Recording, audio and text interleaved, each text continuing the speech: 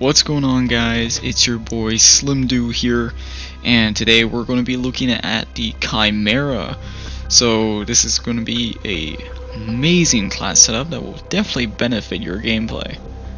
So we're going to go into Gunsmith. So what you're going to want to first equip is a rear grip.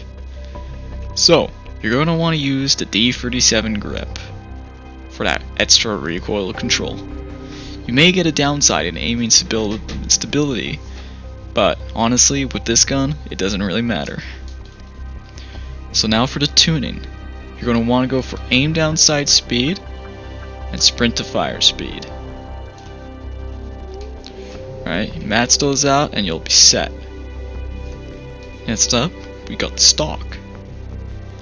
So in stats, you can either go with, honestly, it's preference. I highly recommend the TRX 56 for that extra recoil control and aiming stability. So the cons though is you lose ADS, but honestly with this gun, ADS it doesn't even matter. On the tuning, you're going to want aim down speed to max, aim walking speed to max.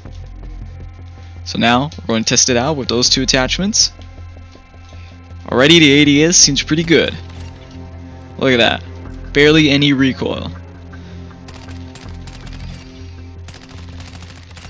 Boom. Even at range, this gun shreds.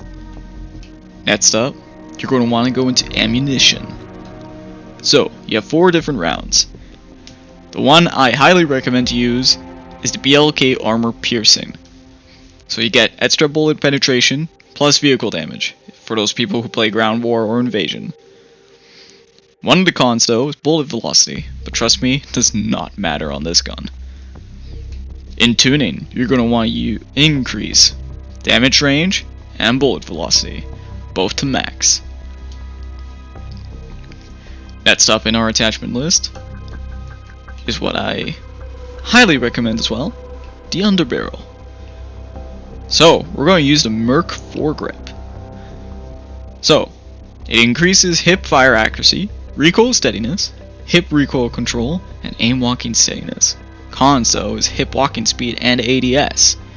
But again, the ADS doesn't matter on this gun, because its natural ADS is just already really good. So, hip recoil control to max and ADS to max.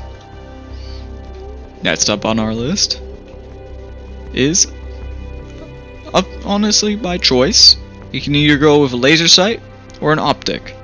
I would personally recommend a laser and go with the VLK LZR 7mm. I don't know why I said millimeter, it just felt right. But in this case, it was the MW. Who knows what it stands for? Hell, maybe it stands for Modern Warfare. But we'll never know. So personally, I'm going to put the Myth Maker skin on it. Add that extra kind of diversity on the gun. See, ADS is still good, recoil stabilization's amazing, and it's just gold. But if you don't want to go with the laser sight, you can always go with an optic. I highly recommend either the Slimline Pro for that better precision sight picture, or go with the Cronin Mini Pro for those people who like classic looks. So we're going to test it out without tuning. I'm not going to lie, it feels pretty great with a sight. If you want to tune the Cronin Mini Pro, what you're going to want to do is increase its aim down sight and make it far. You're going to see why. Look at that. It just makes it way easier to just see enemies and to shoot them. And it's really good for close range afterwards. So the Slimline Pro, for those people who really like COD Ghost, this will give you such a classic nostalgia feel. You're going to want to increase that aim down sight speed. Make it far. And now here, let's test it out.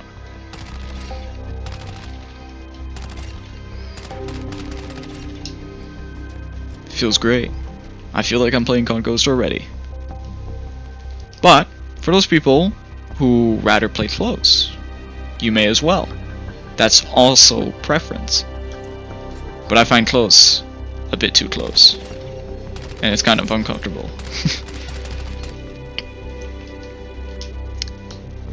So that's mainly the loadout, but now we're going to look at its secondary. So in secondaries, we're using the P890. So here you're going to want to use nothing as a magazine. Trust me, you'll benefit. Trust me. Grip, you want to use Bruin RSH 80 grip. It benefits ADS, pistol fast draw, and sprint to fire speed for those people who really want to level up their pistols as well. Really helps. In sights, I do recommend keeping the Slimline Pro. It does help with better precision and also accuracy. Pardon me. And then laser sight, you're going to want to use the Series 710 pistol laser. So you may be wondering, but Slim do, what about the other ones? You don't even have them unlocked. How do you know? I know because I've done my research. This is a good laser sight for the pistol. Next up, barrel. Honestly, it's by choice.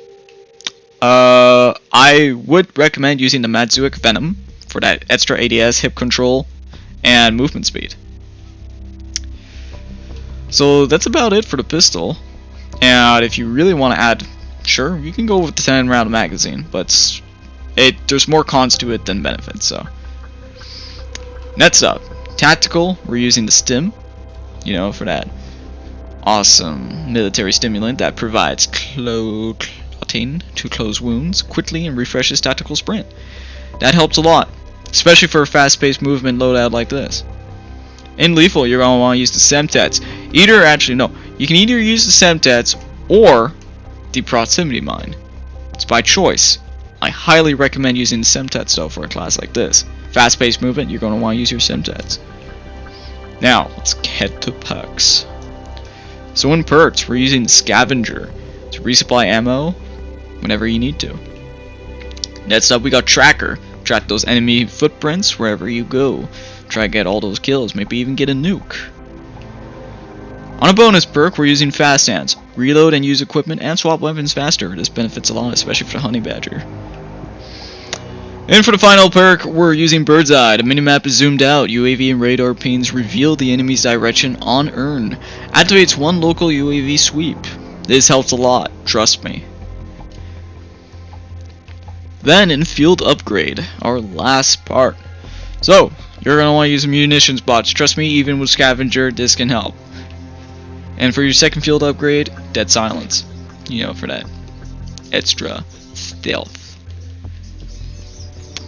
Well guys, that's about it for this loadout. I hope you guys enjoyed today's video, and I hope you guys benefit a lot from this class setup. Well, don't forget to subscribe, like, turn on that bell notification, and I'll see you guys on the next one. Bye.